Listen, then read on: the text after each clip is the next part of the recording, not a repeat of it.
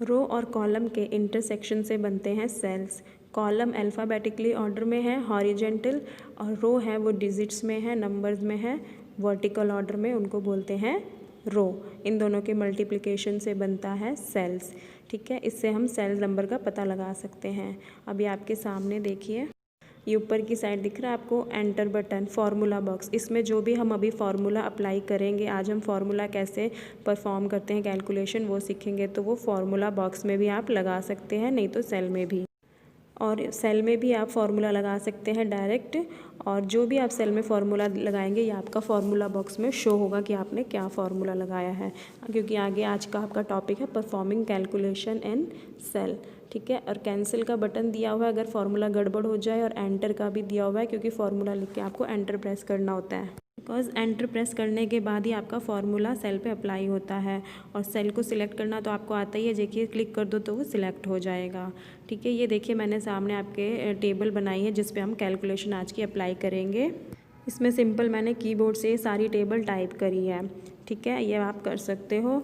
और ये देखिए सामने अब मैंने सम का फार्मूला लगाया है। सम का फार्मूला होता है इक्वल्स टू का साइन, हर फार्मूला के आगे इक्वल्स टू का साइन आएगा, चाहे आप कोई भी एक्सेल में कोई भी आप कैलकुलेशन करते हो हमेशा इक्वल्स टू का साइन लगाना ही पड़ेगा। ठीक है, उसके बाद मुझे सम करना है तो मैंने सम लिख दिया। उसके बाद हम सेल रेंज सिलेक्ट करेंगे। सेल रेंज कैसे सिलेक्ट करते हैं, उसके बाद मैंने सीधा सम लिख दिया इतना। उसके बाद ब्रैकेट जरूर लगानी है, ओपनिंग ब्रैकेट और क्लोजिंग ब्रैकेट। उसके बीच में हम सेल रेंज लिखेंगे। सेल रेंज क्या होती है, ये देखो कॉलम और रो का इंटरसेक्शन। फॉर एग्जांपल मुझे मो की जो है सेल टोटल सैलरी काउंट करनी है, तो मैंने मो का जो है रो और कॉलम ले लिया। कॉलम नंबर है B और ये देखिए सेल नंबर मो का क्या है 4। उसके बाद जहाँ तक मुझे कैलकुलेशन टोटल करना है, मुझे करना है मो की जो सैलरी है वो 200 से 300 तक है। तो उसके बाद लास्ट सेल रेंज आप देखिए क्या है, कॉलम नंबर है D और रो नंबर है 4, और मैं सम ब्रैकेट क्लोज करके एंटर प्रेस कर दूंगी। और एंटर प्रेस करते ही जो मेरी कैलकुलेशन है वो आ जाएगी। इसी तरीके से हम एवरेज का फॉर्मूला अप्लाई करेंगे। सेम प्रोसीजर रहेगा। हम जाके मैं एवरेज वाली सेल में जाऊंगी और वहाँ से मैं ऑटो जो सम है उसमें से मैं एवरेज का फॉर्मूला सिलेक्ट करूँगी, इक्वल्स टू का साइन लगा के एवरेज चाहे आप खुद भी लिख सकते हैं। उसके बाद सेल रेंज सिलेक्ट करूँगी। सेल रेंज सेम रहेगी क्योंकि मो की हमें पता ही है B4 से D4। ठीक है, और एंटर उसके बाद वो फार्मूला लगाऊंगी मैं, और फार्मूला लगा के मैं जैसे B4 से D4 फिर ब्रैकेट क्लोज करके मैं एंटर प्रेस कर दूँगी। जैसे ही मैं एंटर प्रेस करूँगी ये देखिए सामने उसका एवरेज करूँगी, एंटर प्रेस करूँगी, एवरेज लिखते ही ये देखिए सामने उसका एवरेज आ जाएगा। ठीक है, ठीक है, ये हमने हॉरिजेंटली कैलकुलेशन करी थी। आप वर्टिकली भी कैलकुलेशन कर सकते हैं। जैसे आप हमने सारों का, मो, लैरी, इन सब की ही जितने भी कैंडिडेट्स हैं सब सेल्स में सेल्समैन की हमें सैलरी का टोटल निकालना है। तो मैं क्या करूँगी, मैं नीचे जाके टोटल वाले कॉलम में वही सेम फार्मूला लगाऊंगी, equals to sum. Equals to sum में आना और सम हमें करना है तो सम लिखेंगे।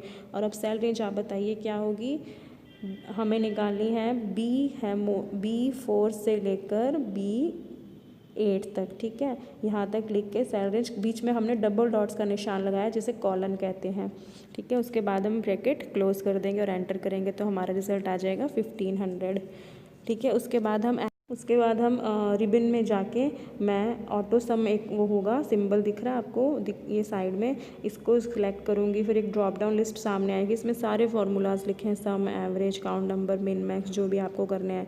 मैंने एवरेज निकालना है तो मैं एवरेज का फार्मूला उस पर जाके क्लिक करूँगी। जैसे ही एवरेज का फार्मूला पे क्लिक करूँगी ये देखिए एवरेज को मैंने सिलेक्ट किया है, और उसके बाद मैं एवरेज का फार्मूला लगाऊँगी।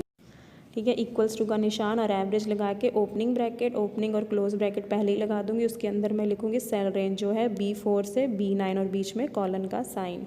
फिर एंटर प्रेस करूंगी। एंटर प्रेस करते ही मेरे जो वर्टिकली मेरा जो है एवरेज आ जाएगा। उसी तरीके से जो ऊपर वापस, ठीक है, आप इसमें एक ये सिस्टम होता है कि आपको बस एक बार ही कैलकुलेशन करने की ज़रूरत है, उसके बाद बाकियों की ऑटोमेटिकली आ जाती है।